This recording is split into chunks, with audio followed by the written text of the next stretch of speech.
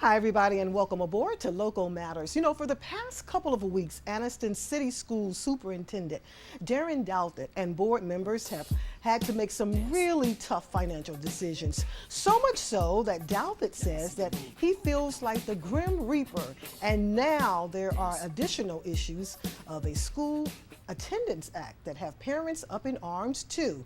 It seems Douthit just can't catch a break. But when we come back, we're going to hear from him. We'll be right back. You're watching Local Matters. Dance. Let me see you move. Love never felt so good. Dead and died, they never could. Not like you. Oh. Hi, everybody, and welcome back to Local Matters. You know, for the past couple of weeks now, Anniston City School Superintendent says he feels like the Grim Reaper because he's had to make some cuts. You know, he's had to cut jobs. And to add fuel to the fire, some 70-plus contracts may not be renewed. He says he's not taking pleasure with these decisions, but he has been left, he says, with no other choice. But is there a silver lining for the school system now that the Alabama State Department of Education is unveiling its new strategic plan for public education? It's the Ascending Plan for the state. But is it enough to elevate Anniston out of a financial slump? Joining me to help us better understand why there is so much contention in the school system and where do we go from here? He's on the set with me, the man of the hour himself, Superintendent of the Anniston City Schools. Welcome aboard. Welcome back to Local Matters. It's been a while. I don't know why you haven't had me back on. Yeah, but I know. Thanks for having me today. Well, and you know what? Every time you come, you've got a lot of information to share with us. The last time I you do were my here, best. you know, the last time you were here, you had some good news to share with us. That's when we realized the Anniston City Schools were going to be coming off the failing schools list. That's right. But right now, there's a lot going on, Darrin, with the budget, the Attendance Act. A lot going on, but let's start off talking about, of course, the budget. How did you find yourself in this predicament? Well, if you spend more than you bring in, whether it's personal or professionally, you'll find yourself in a hole. And so for the past 6 or 8 years, I'll say, and it may go back farther than that, we've had more staffing than the state budget allows us. I mean, normally the rule of thumb is you staff those positions that are earned through the Education Trust Fund or the state budget that provides us our funding. And if you staff 10, 15, or 20 more people beyond that, then you have to get that money somewhere. And as revenue streams have dried up and enrollment dropped off some over the last 10, 15 years, of course that shrinks your budget and you are forced to make some cuts. Now, we didn't just start cutting from our program. We started cutting probably my first year in terms of operations. I was going to say. Yeah, so this has been a work in progress. So we started with cutting in operations, things like lawn maintenance, things like outsourcing for managing substitutes in the district. We cut a number of those areas. So you were doing some cutting. Oh, most we just definitely. Didn't see Every it or year really hear about it. you did until you start cutting positions, you're not going to hear about it. But we did the consolidation with the whole idea that we would save money, and we did save money in the consolidation of Constantine and Cobb elementary schools. But ultimately, year 3 of the whole process involves cutting back in terms of staffing. Now let me clarify something, because I think from your opening you said we would be losing 70-plus employees. We're not losing 70-plus employees. Okay. We're losing no more than 12, 14 employees in the cuts that we recently made. Okay. As of yesterday, we rehired something like 40 employees. So ultimately, we're just cutting back, cutting some of the excess. I think it ended up being something like $700,000, $800,000 in excess that will enable us to get back to that 1 month's reserve, which is the law. Within a couple of years, we'll have our 1 month reserve and we'll be back to the good news. Okay, so let's go back. I want to go back to the budget again. You have done some cutting. That's right. Have they been across the board? Did you do anything from the top and work your way down? Where have those cuts been made? In terms of employees, those cuts were made at likely every school and every department. That means central office and all of the local schools had cuts, because if there was excess, then we were analyzing it, trying to figure out how we could bring us back to a place where we could eliminate some costs that weren't necessary as best as possible. Okay. Well, are there people that you could have talked to, could have spoken with and worked with that maybe could have taken some early retirement? Because I know several people that probably are right there ready for retirement, been there for years. That's a Probably real possibility, yeah. but we don't have a plan of action for early retirement. I mean, you have to pay those people for the early retirement option, and that's not something that we have the money to do. Okay. But retirements and attrition, otherwise, whether it's a transfer to another school district, all that was factored into the whole process as well. Okay, and I know I mentioned too in my opening, we talked about this. You feeling pretty bad, feeling pretty, as you mentioned yourself. Well, like it's not as bad as you make it sound. I mean, because you don't want to go in and just I've been cut in this jobs. business 25 years, Yeah. so Yeah. you have to know that I have a thick skin, and I know the business of it all. So, no one is going to accost me in Walmart and be upset about what's going on. Anyone who manages their personal finances understand that if you're living in a house too big for you and your children, you need to downsize and save that money for your retirement. It's no different in the school district. We for instance, when I came, we had the capacity in the elementary schools for more than 2,400 kids. We only have 1,100 kids in elementary. And that's where I so wanna that's talk to the argument that you lay on the table when you're talking about downsizing, when you're talking about consolidation. And sure, there were families whose children had been walking to school from the community housing areas or whatever neighborhood for years. I didn't want to impact that. I would have loved to be able to ride my bike to school or walk to school. Yes. However, that doesn't trump the fact that you have to reduce your costs. So whether it's consolidation or employees, it's the business that we're in, And you you say have a to key be able to word, deal and I with like it. and I like that. You're saying that it's a business too behind that. It's Sure. one thing to be in the classroom, but then there's a business behind that. So when we look at the budget again, the Sure. finances, who else is working with you to kind of help you meet So we this budget? have- Because you can't do this by yourself. No, we the city have- working with you. Where else are you going to Well, be working? Who else are you going to be working with? everyone who has an interest in helping is a partner of mine. So whether it's the city, the county, and all those entities have helped in some regard. The county passes sales tax that comes to us that helps soften the blow in terms of cost reduction. The city, of course, uses money that we call the Innovation Fund to assist us with staffing and some other areas. For the last 2-3 years, they've done that. Okay. So all those people are partners. We have, even beyond that, we have individual citizens who are donors to help us with cost cutting. We have citizens who donate $10,000, $15,000 to assist us in the expansion, for instance, of Career Tech. Our fire science program was able to expand due to the generosity of 3 citizens that I really, and they know who they are, I really want to thank them for their contributions that allowed us to, for instance, buy turnout gear for fire science. We added that course without it costing us a dime. And so again, we have partners throughout the county that assist us. And what I do is try to make anyone I talk to, I try to make them understand that the miseducated child, no matter where they're from, and I think I said this on the last show, whether they're from Ohatchee, Anniston, no matter where they are, it concerns me. I lose sleep over that, because who protects us from the miseducated child? No one. They go to the Walmart we go to in Oxford or Anniston. So it can impact us all. So it's everyone's obligation to help out wherever they can.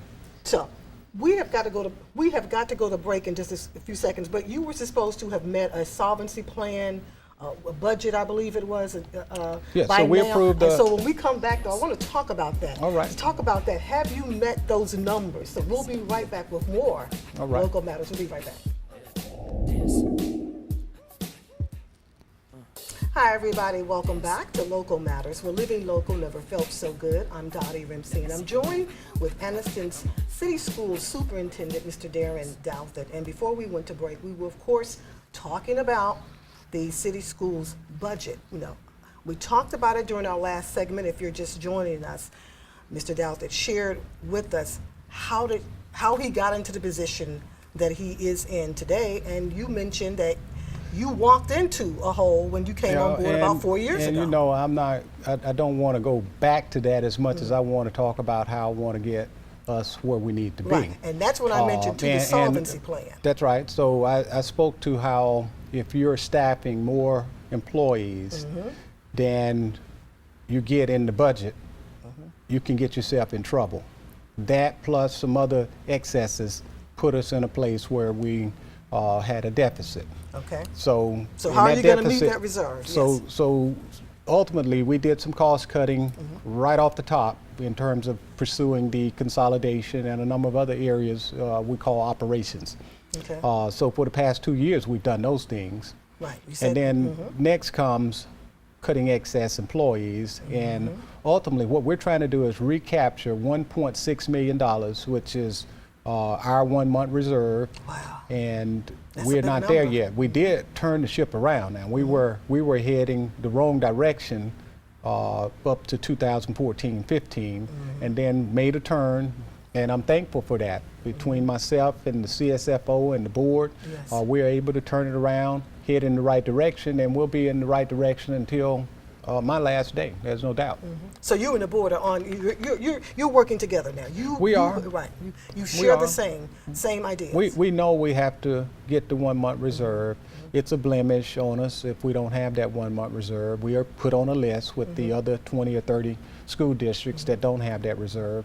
However, I think the state is knowledgeable of the fact that there are districts that don't have a revenue stream, and therefore it's a back and forth type of situation in terms of that 1 month reserve. Right. Speaking of the state, I want to, in fact, the state superintendent, Michael Sentence, he was here That's right. just a couple of days ago, and he came really talking about some new ideas for state public education overall. Let's That's take a right. listen to what he had to say. I want to listen to what he had to say when he was here just a couple of Okay. days ago.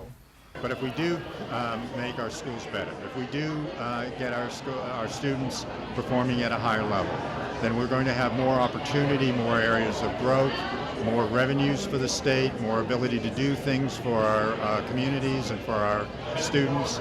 So this is a message, I hope, of opportunity and promise going forward.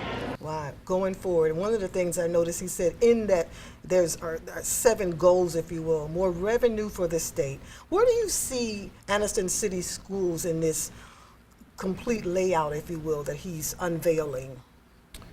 Well, I have to admit, in speed reading the Ascending Alabama plan, and it's a template, it's not complete. The tour is an opportunity for Mr. Sentence and his staff to gather feedback, so I understand that full well. A lot of what he is likely going to put in his plan are things we've heard and seen before. As a matter of fact, I'm going to cut you off, but I created a full screen of that. Let me, Jordan, if you don't mind, can you bring that full screen up? Because that's going to Yes. help us to take a look at exactly. goals that are there? Yeah, what are some of the goals? He talked about having prepared graduates, multiple pathways to careers in higher education, superior education, educator preparation, continuous improvement of world-class educators, and equitable and accountable systems, healthy and safe systems in schools, and in engaged families and communities. So with that, Well, let's to take me, a look at let where me we just be are. honest Yeah. and say that's a little different spin on some of the same topics that we've been dealing with for the last 8 or 10 years. I Right. mean, one of the pieces that sticks out to me, though, is the piece that involves equity. For years, there's been an imbalance in funding for school districts. We educate by zip code. I've said this before. That means where you live dictates the quality of the education that you get. And ultimately, you get what you pay for. So I'm not going to bash Mountain Brook or Vestavia Hills or Hoover, because those residents pay taxes to support the schools in a way that other school districts are not getting in terms of the tax revenue. But again, you get what you pay for, and at some point, Alabama has to find a way, find a recipe for eliminating the education by zip code so that young people, whether they're in the Black Belt, North Alabama, South, East, or West Alabama, have a level playing field. The cure for cancer could be in Lowndes County, where if you go through Lowndes County, you can't help but have tears in your eyes looking at and the I've conditions. Been there, and I've been there. Some dire conditions. And ultimately, I think every student ought to have equal access to opportunities to go wherever they want to go and to pursue whatever opportunity, whatever profession they'd like to pursue. I've always had a problem with that. You know, growing up in poverty, the opportunities I had were limited. It was based upon what my stepfather and my mother brought into the house. So when my teacher said, "We got to get you to college," I looked at them like they were crazy, because You were thinking, we were barely eating. You were thinking about, how am I going to go to college? Yeah, so and we can barely eat. Yeah, so it shouldn't be that way. You know, that gifted first grader, that gifted pre-Ker who's living in poverty, who's living in community housing, ought to have access to a quality education, the same quality education you might get in an effectively funded school district. And that's what stuck out for me out of everything that was in this plan, equity. Passionate about that particular item. That's right. If you put schools on the failing list, for instance, and I told Mr. Sentence this when he visited us several months ago, not for this sending. I was at that forum, but he came into the district, had a tour, and I said, "Mr. Sentence, I have a problem if," and we weren't on the failing list at this time now. I was speaking for 75 schools that were on the list, and it didn't include any of ours. But I have a problem if you stamp someone or if you stamp a school or district as failing, and there are no additional resources that are provided for that district so that they can turn their situation around. And he agreed that we shouldn't be in the business of labeling school systems or labeling schools. But in a sense, we have to work through those things. We have to find a different way to make school districts and make students and teachers and others accountable. And there's nothing wrong with sitting down at a table and getting a group of people around who can come up with some more, more appropriate, pleasing terms for how we do business. Okay, we've got to go break. You know why? Because we're over time. When we come back, though, I want us to talk more about equity, because this is a great opportunity, because there's some other things that some parents are up in arms about too, and that's the Attendance Act, and that has a lot to do, if you will, with, according to some parents, equity, they want to go to other schools. So we're going to talk about that when we come right back. Good.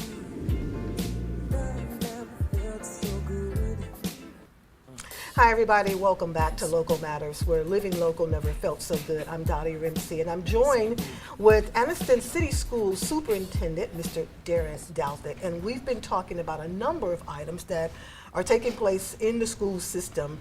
Before we went to break, we were talking about equity. That's right.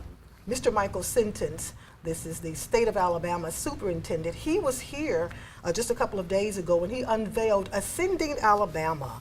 And on Ascending Alabama, or in Ascending Alabama, I should say, there are many goals. In fact, there are 7 goals. We talked most about goal number, if we could switch the screen up, goal number 5, equitable and accountable systems. Mr. Douthit, you were mentioned and very passionate. You talked about school systems really do need to be more equitable. You're very passionate about that. Most definitely. I mean, and it goes back to my days at Ohatchee High School. That's really where it goes back to, because I had trouble trying to understand why my girlfriend, who went to a larger school, could take Latin, French, any of the foreign languages at her school. She could take computer science courses. They had advanced placement in other higher level courses. What school did she go to? At Ohatchee, I was limited in the course load that I could take. So I started asking questions. What are you taking? And that presented a problem for me. And of course, the state has done some things to try to eliminate that barrier for Well, I want to kids. praise you and tip my hat to you that in high school you could already see that, because a Most lot definitely. of high schoolers are just going to school to be popular, No, to as look we cute, get and- into but you middle were school, already there. as we get into middle school, I'm talking us as human beings now.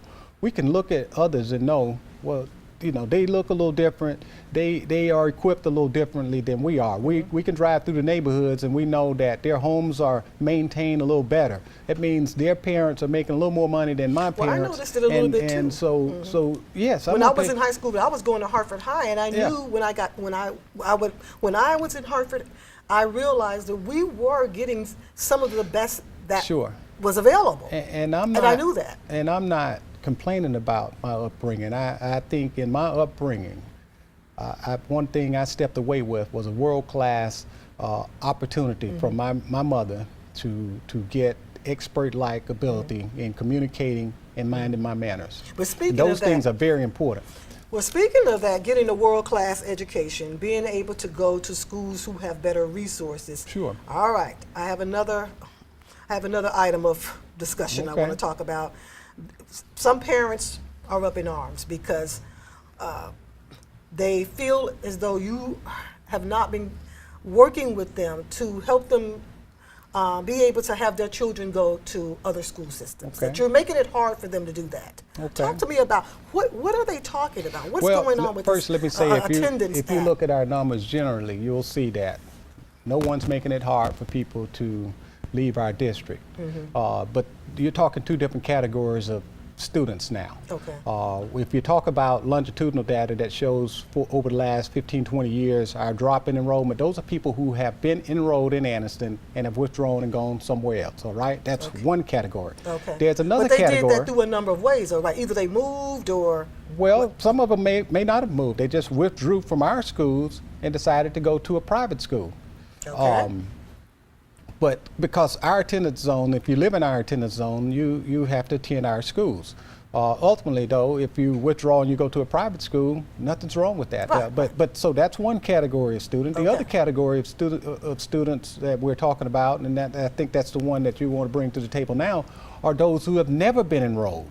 That means I have a parent who's never had their child enrolled in any of our schools come to me and say, Okay. please confirm my address.